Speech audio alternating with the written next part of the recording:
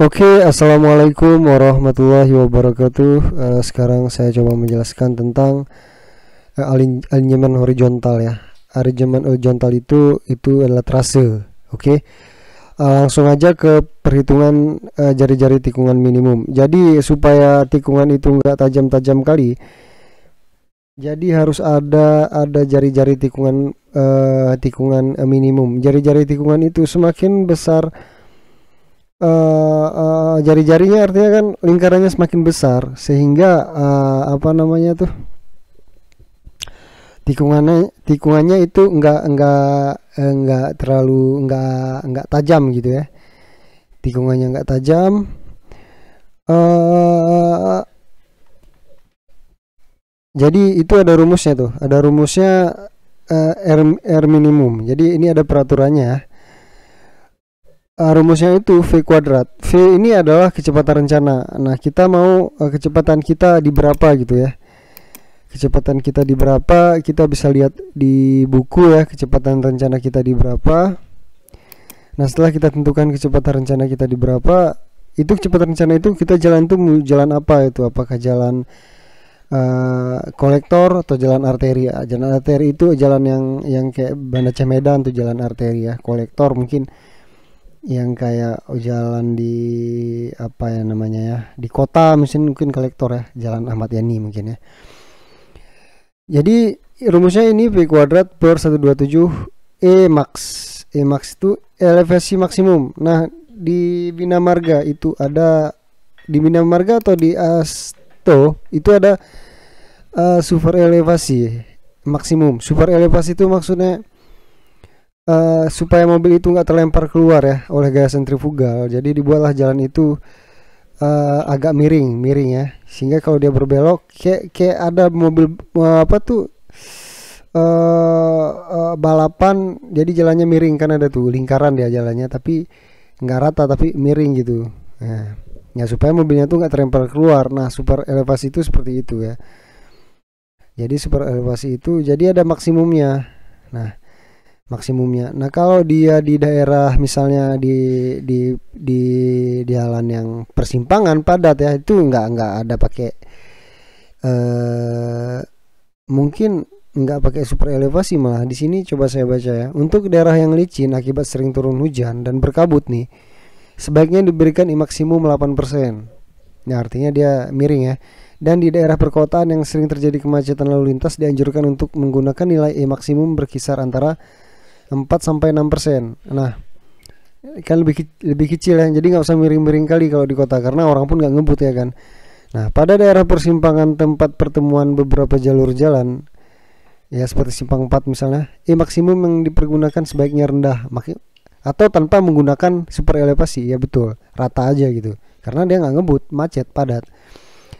Nah, di sini AASHTO menganjurkan pemakaian beberapa nilai maksimum yaitu 4, 6, 8, 10, 12%. Bina Marga juga untuk jalan kota menganjurkan untuk menggunakan nilai maksimum 8 sampai 10%. 10% digunakan untuk kendaraan kecepatan di atas 30. Nah, kalau kita pakai peraturan Bina Marga, jalan kita kan 50 km per jam desainnya, maka dia menggunakan maksimumnya itu 10. Sedangkan nilai maksimum 8% digunakan untuk kendaraan dengan kecepatan ke 30 km per jam. Sedangkan untuk jalan di dalam kota dapat dipergunakan super elevasi maksimum 6% ya. Jadi kita ini untuk apa namanya tuh, untuk mengetahui R minimum. Jadi ini dia. Nah, jari-jari tikungan minimumnya tuh.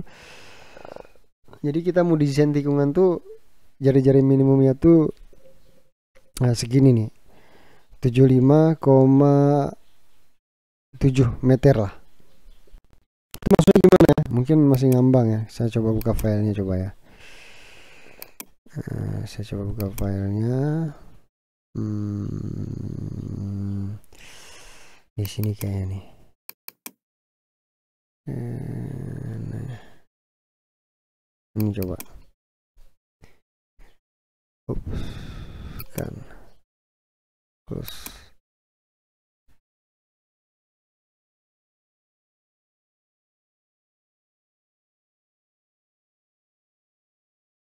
Nah, coba inilah.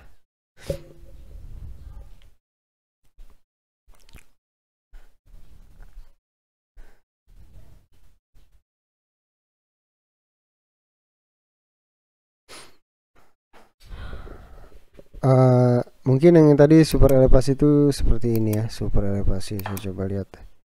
Super elevasi.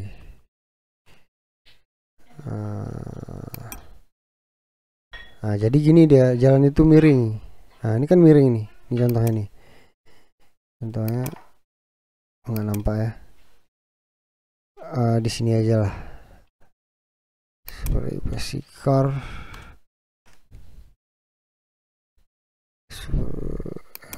Balapan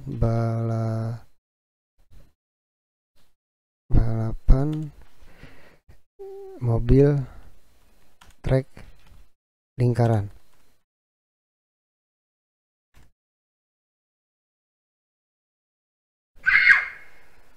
Mana ya?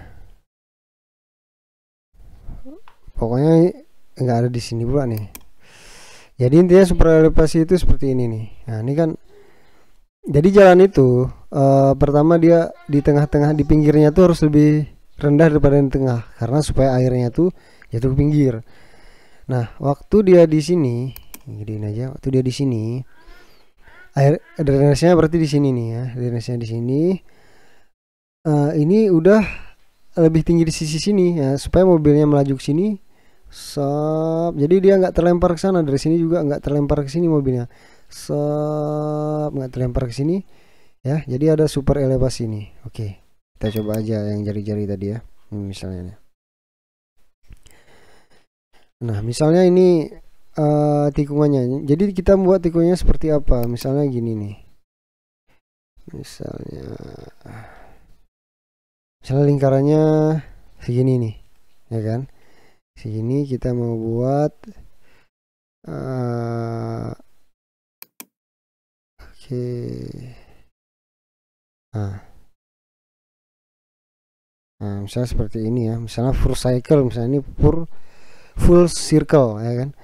Nah, jadi bentuk dari lintasannya tuh kalau jari-jarinya seperti ini dari sini ikutin terus ini dia nih. Yang jari-jari ini baru ke sini ya.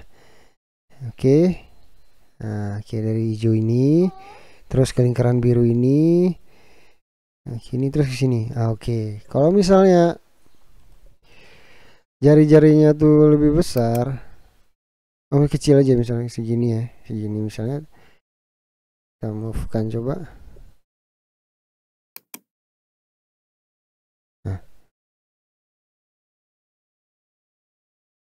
Nah, sini hijau ini baru ke biru ini. Nah, jadi kan lebih patah nih tikungannya nih. Nah, jadi ada jari-jari minimum, nggak boleh kecil kali jari-jarinya, nggak boleh kecil kali lingkarannya. Itu maksudnya tadi ya. Oke, mungkin sekian itu aja dulu. Nanti kita lanjutkan lagi. Assalamualaikum warahmatullahi wabarakatuh.